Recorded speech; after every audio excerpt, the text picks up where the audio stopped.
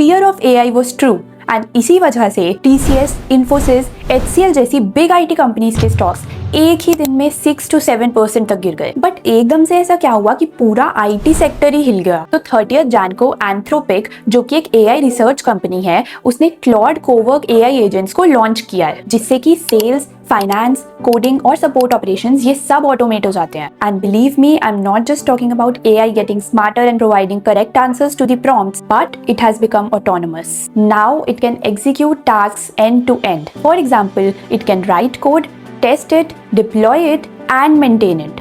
And अगर ये सब AI कर लेगा तो डेवलपर्स के पास क्या बचेगा?